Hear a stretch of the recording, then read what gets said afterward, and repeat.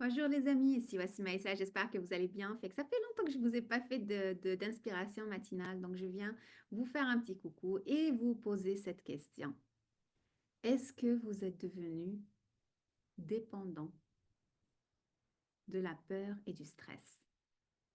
Je vous pose cette question parce que il y a des gens maintenant que je vois, que je rencontre, qui ont du mal à être ou vivre dans la paix, à être et à vivre dans le silence, dans oh, ça va, il n'y a rien qui se passe. Est-ce que c'est sûr? Ah bon? Vous êtes sûr qu'il n'y a rien qui se passe? On s'est habitué, et plusieurs d'entre nous sont habitués à rechercher ce qui ne va pas, ce qui ne marche pas, la prochaine catastrophe, la hmm, prochaine erreur, prochaine trahison. Euh, et cette mauvaise posture intérieure vis-à-vis du futur, vis-à-vis de la paix, de l'harmonie en soi intérieure, eh bien, ça a un impact, comme vous le savez, sur la santé, sur vos relations, sur votre façon de prendre des décisions pour le futur. L'insécurité amène la maladie, amène l'insécurité physique, et pas juste l'insécurité physique financière, je parle de vraiment corporelle. C'est-à-dire que notre système nerveux, il devient euh, tellement agité et tellement fatigué parce qu'il n'arrive pas à se reposer de l'agitation, où il se repose, c'est vraiment en superficie, en superficiel, mais pas profondément, que à la langue, à la langue, il ne sait plus identifier, et c'est ça un des dangers qui vient, c'est identifier la vérité, la réalité de ce qui se passe à l'intérieur et autour, des réalités, euh, euh, pas réalité, mais des imaginations de peur et de terreur qu'on peut nous imposer ou qu'on peut imaginer. Et donc, il y a un décalage. C'est ça que ça crée. Là, cette insécurité, ça crée un décalage avec soi, avec notre essence. Euh, et à un certain moment, quand vous allez devoir prendre des décisions, vous allez choisir la sécurité au lieu de choisir ce qui vraiment convient à votre essence et ce pourquoi vous êtes là. Euh, et peut-être qu'on en parlera un jour, mais jusqu'à quand on va nous mettre de côté? Jusqu'à quand on va mettre notre mission d'être, notre façon d'être à côté? La vie, et je viens de célébrer mon anniversaire, la vie, elle passe. Il y a des années, il y a des mois, ça passe, et ça passe tellement vite. Et ça passe en quoi? En quoi on met notre temps? En quoi on sacrifie notre temps? Pourquoi est-ce qu'on attend jusqu'à je ne sais pas quand, quelle date, pour se mettre sur ce qu'on aimerait faire, sur ce qu'on aimerait être, dans ce qu'on aimerait vivre? Ça demande du courage. Ça demande du courage et des fois, les choses sont tellement lourdes et il y a tellement de responsabilités que justement, la première étape, à mon avis, c'est de réduire les responsabilités, réduire les attentes, réduire les aspirations qui ne viennent pas de notre essence, réduire les rêves qui ne viennent pas du centre de notre être. Et ça demande encore une fois une révision de qui nous sommes, où est-ce qu'on va. C'est un regard vraiment critique qu'on va poser, qu'on va porter sur nous dans les prochaines périodes, les prochaines semaines.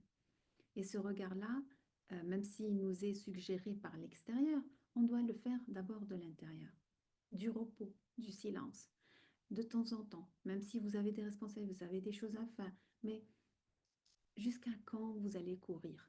Jusqu'à quand vous allez continuer à vous épuiser, à épuiser votre temps, à épuiser votre énergie de vie, à épuiser votre chi, votre, votre bien-être intérieur pour le bien-être extérieur?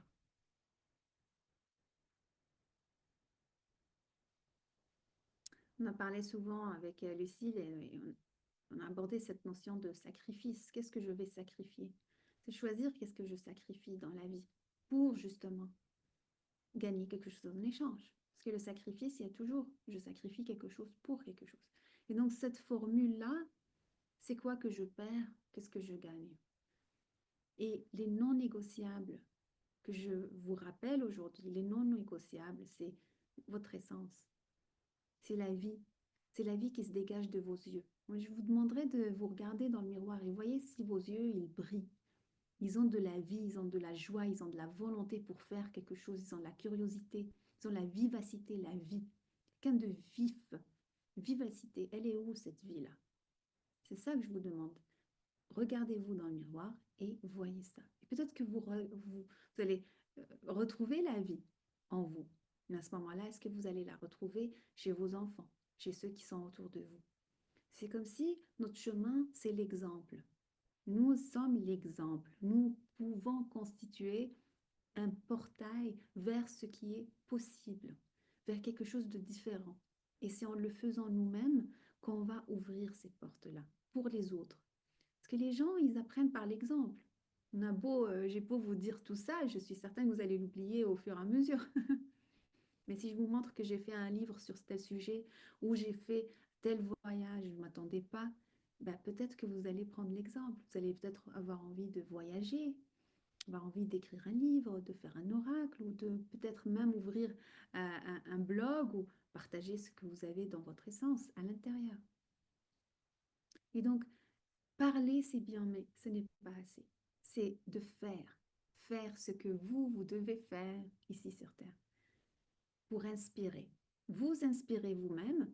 Moi, des fois, quand je suis dans les moments les plus bas de ma vie, je vais, je vais quand même regarder ce que j'avais écrit il y a quelques années ou ce que j'avais créé. Et ça me remet tout de suite dans qui je suis. Parce que nous sommes des créatrices et des créateurs. Et nous créons des belles choses quand on se le permet. Et dans les moments les plus bas, bah, ces belles choses nous remontent. C'est nous que ces choses-là vont aider en premier. Elles vont nous rappeler que nous avons de la vie. Elles vont nous donner envie. Juste dernièrement, j'avais ouvert un cahier de dessin que j'avais. Vous savez que j'adore le dessin, même si j'ai pas beaucoup le temps de le faire, mais je culpabilise. Je me dis, c'est ça que j'aimerais faire aussi. Et je fais tout pour avoir de plus en plus en plus de temps pour ça. Et, et donc, j'ai ouvert ce cahier-là, j'ai vu mes dessins et je me suis dit, oh là, je suis vraiment fière de ce que j'avais fait dans le temps. Et ça m'a redonné envie de faire. C'est comme si j'ai eu de la fierté d'avoir pu réaliser certains projets de cette forme-là. C'est comme, vous savez, nous sommes notre propre héros. Nous sommes notre propre légende et nous la créons au fur et à mesure qu'on marche. Et donc, c'est de cheminer sur cette voie-là, la voie de je suis l'héroïne de mon histoire. Et moi, j'adore imaginer l'héroïne. Je suis certain que vous aussi. Nous sommes l'héroïne de notre conte. Et moi, j'adorerais raconter mes contes euh, à ma famille ou à des personnes qui ne me connaissent pas ou à des personnes qui me connaissent et qui ne connaissent pas certains aspects de moi. C'est C'est inspirant, les histoires, les contes et les histoires de nous, notre propre légende. Et ça, on enseigne là-dessus au Temple des Roses, de se rappeler notre propre légende. Et donc, voilà, c'est ça que je voulais vous partager aujourd'hui. Et je vous souhaite une belle exécution de votre essence, comme, pas exécution dans le sens français, mais mise en pratique, euh, manifestation de ce que votre essence voudrait faire aujourd'hui. Je vous souhaite une belle journée et à très très bientôt.